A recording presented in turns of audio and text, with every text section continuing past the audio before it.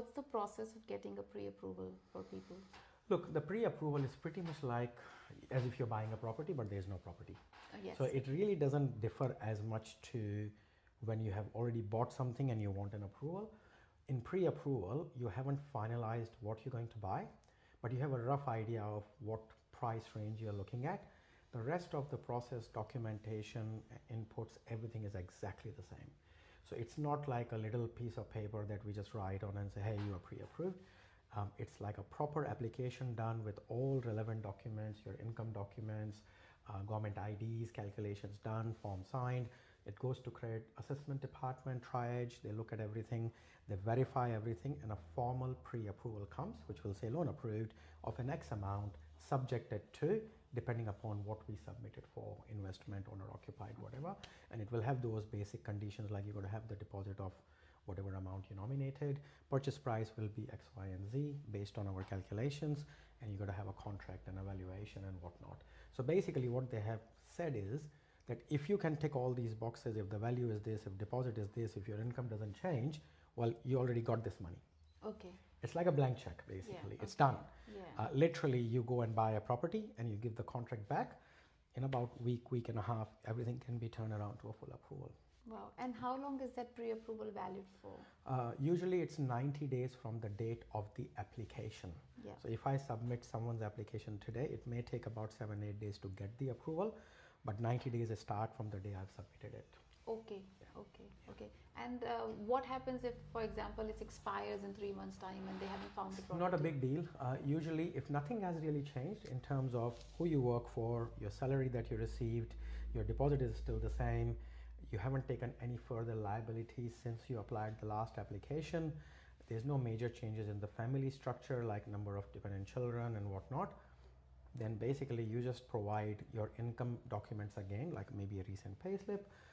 We get them to sign a couple of forms to confirm that nothing has changed, go back to credit, goes back to the same assessment process, they verify all the info, and they literally reissue the same approval again, and the same client have got another 90 days now.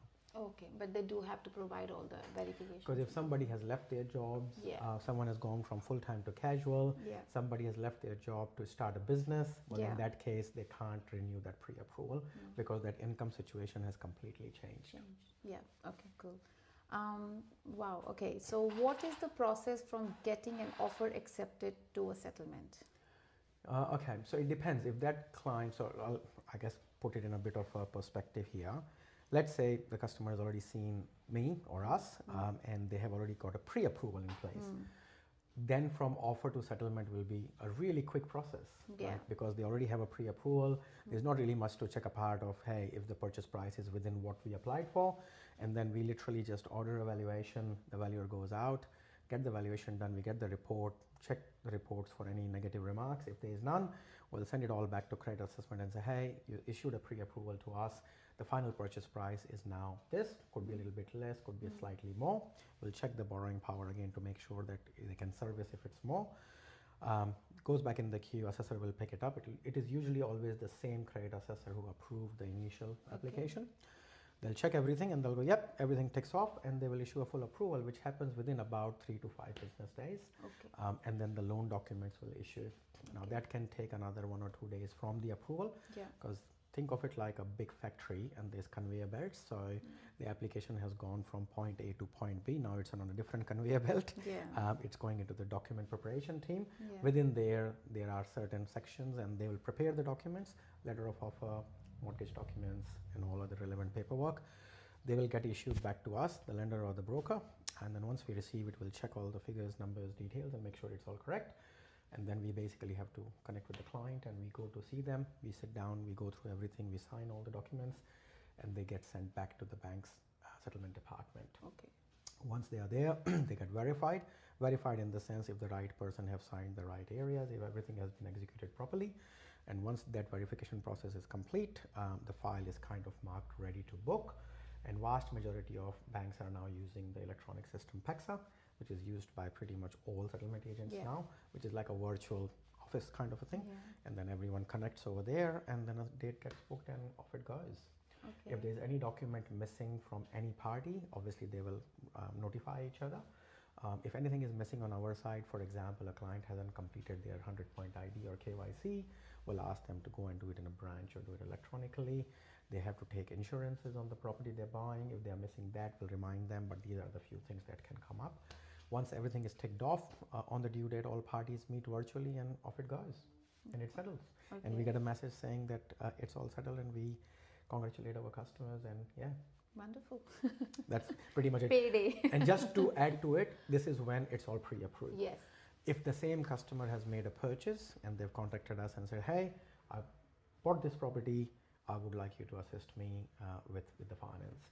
The first question we'll ask is how many days you have for finance. Yes. The reason we have to ask that so we can prioritize Yes. all different inquiries that we are receiving in terms of the timeline available. Yeah. If they have been given 21 or 28 days, which is the standard in WA, then it's pretty good. Yeah. That's usually plenty. But when I say plenty, you got to be careful. Sometimes it all depends on different situations. If that customer is just a normal PAYG customer, as in they are just doing a job, pretty straightforward. But if they have 3 businesses, 4 trusts, 3 companies, then sometimes even 3 or 4 weeks is not enough. Yeah. And sometimes they might not even have lost their tax returns yet. Yeah. And then that could make it even more complicated. So it's Yeah. really asking those basic questions to start with to understand what is involved here, how much time we actually need, and do we have enough time as per the contract. If it is enough, then we'll say, yep, that's good. That's a good sign. And then we'll just get on to it straight away. And the process will be the same as if we were getting the pre-approval, but in this case, there will be no pre-approval because there is a contract. Yes. The rest is all the same. Same process. Okay. Sometimes people are coming and saying that I've spoken to the broker and I have a borrowing capacity and a letter of eligibility. What does borrowing capacity and letter of eligibility mean? Look, it is probably better than having nothing. Yes.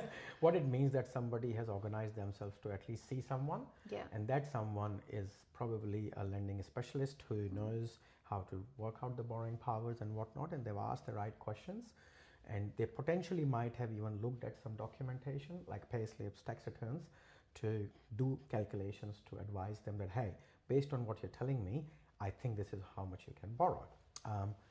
But that's just one person's assessment based on their experience and knowledge and what they are seeing in front of them, or even maybe the verbal information given to them. So sometimes we also get calls where somebody will just shoot numbers over the phone and say, hey, look, I earn this, my wife earned this, I've got 3 kids, 2 car loans, 1 credit card, tell me how much can I borrow.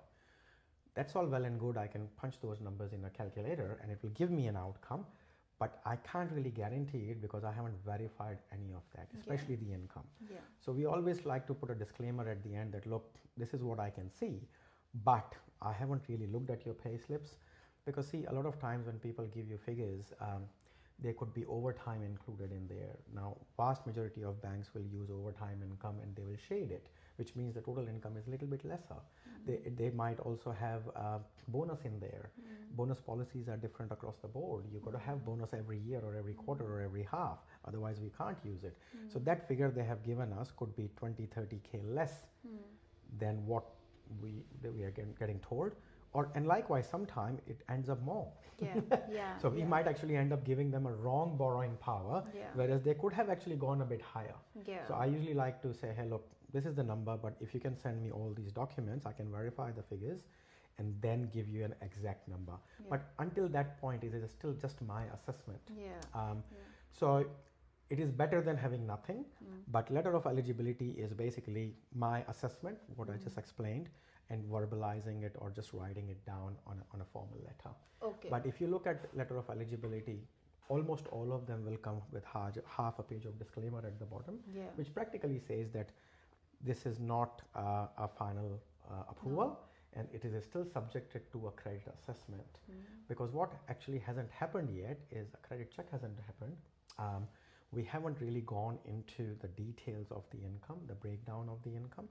So if somebody said, look, I've got nothing, and if somebody comes with an LOE, you can kind of put them in the middle. And if someone comes with a formal pre-approval from a bank, they're probably right at the top in terms of the process they've gone through. Okay. So the credit accessibility, that usually get done for the pre-approval?